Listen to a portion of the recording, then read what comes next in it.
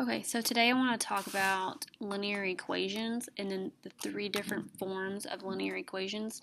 Now we've talked about slope-intercept form, we've talked about standard form. Now this is a new one, it's called point-slope form. It is y minus y of 1 equals m times x minus x of 1. Okay, but first I want to go back over these two. Now I want to give you an example of one. So we're going to use the example y equals 2x minus 4. Okay, so when we're graphing this, the first thing that you need to notice is that this right here is your starting place. That's your first point. So you're going to go from the origin and you're going to go down 4. So 1, 2, 3, 4 and plot a dot. So from here you're going to use the slope and you're going to go up 2 and over 1 because the slope is rise over run. So you're going to go up 2 and over 1. Up 2 over 1. Up 2 over 1. Up 2 over 1. Okay, and then whenever you feel you've got enough dot to connect this continuous function, you can connect the dots. Okay, and you would use this form whenever you're given the slope and the y-intercept. Okay, and an example of this is, let's take this one right here, y equals 2x minus 4. I want us to also realize that these are, when you're plotting these points, it's just a list of ordered pairs. So if you take a table, you can output information, your input values, and you'll get an output. So if you input a 2, 3, and 4, you will get a list of outputs. So if you plug in 2 times, if you plug in 2 for x, you're going to have 2 times 2 is 4, minus 4 is 0. So it is at 2, 0. So 3 times 2 is 6. 6 minus 4 is 2. So you've got 3, 2. And then right here, 4 times 2 is 8. 8 minus 4 is 4. And yet again, look, we've got 4, 4. That point right there.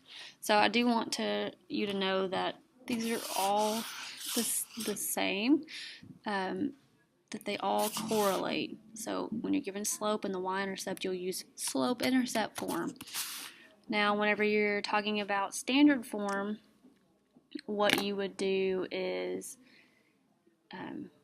you would take the x and y intercepts, and you would plug in 0 for both of those.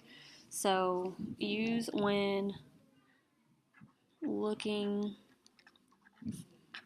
for x and y intercepts. Okay, and you will put in, when you're looking for the x-intercept,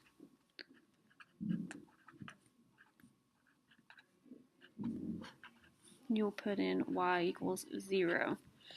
And when you're looking for the y-intercept, you're putting x equals 0. Oops, I guess it would help if you could see that. There you go. So whenever you are solving, this is what you would use when you're looking for the x and y intercepts. So let's take an example. Let's use 4x minus 2y equals 8. Okay, so whenever you're doing this, if you're looking for the x-intercept, you're going to plug in 0 for y, and then you're going to solve. So 4x minus 0 equals 8. So 4x equals 8. Divide by 4 on both sides. X equals 2. So when y equals 0, when your y value equals 0, you're going to plot a dot at 2, x equals 2. So let's talk about the y-intercept. When you're looking for the y-intercept, you're going to plug in 0 for x. Okay, so 4 times 0 equals 0 minus 2y, so you're going to have negative 2y equals 8. Divide by negative 2 on both sides. Y equals negative 4. So you're going to have 1, 2, 3, 4. And then you're going to be able to connect these dots. Now what I do want to talk about also is whenever you are, if you see some comparison there, but whenever you are changing standard form to slope-intercept form, I want to talk about that also. We're going to do it's going to be a different color. There it is. So we've got 4x minus 2y equals 8. So let's change this into slope-intercept form.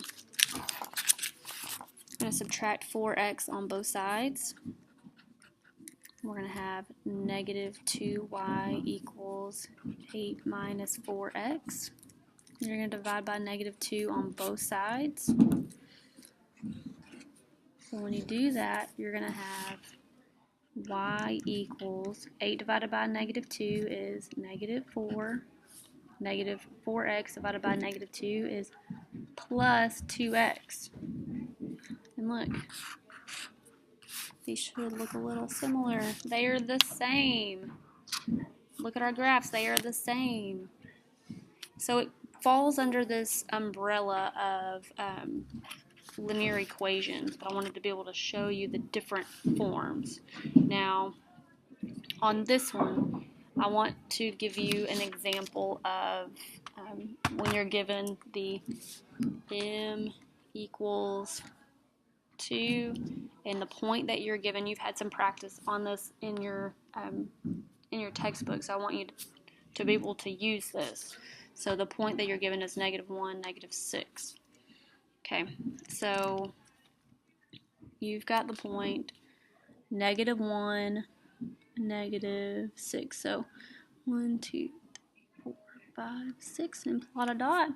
And then your slope is negative 2. Now you can graph that without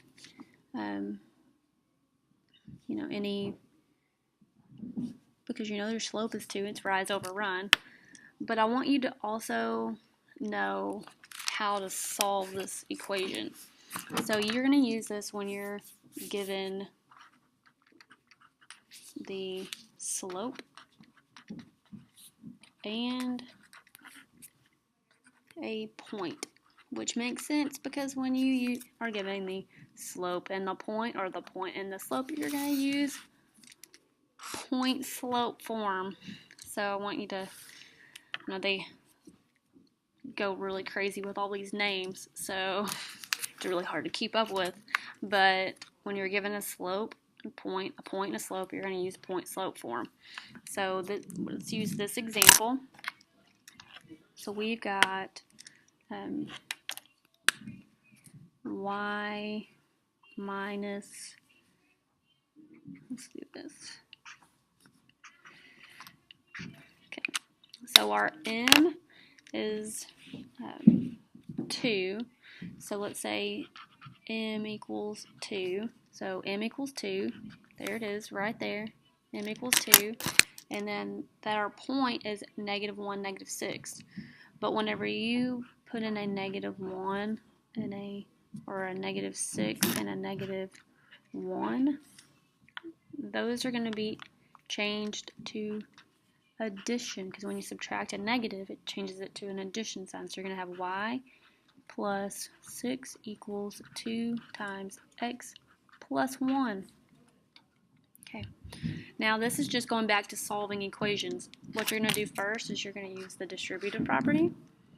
You're going to say y plus 6 equals 2x plus 2, and then you're going to subtract 6 on both sides. Y equals 2x minus 4. Now I want you to realize again that we use the same linear function to show all of these different forms. Now, they all look very similar in their graphs, but on paper they all look very different. These forms are all very different, but if you use them when you're supposed to, you will eventually come up with the correct graph and the correct y-intercept and the correct slope. So I hope this helps. We've now introduced point-slope form, so you'll use that when you have a point and a slope. You should know standard form and how to be able to transform or convert the standard form into slope-intercept form, and you should be able to graph very fluently and easily in slope-intercept form. Okay, I hope that you have a great night.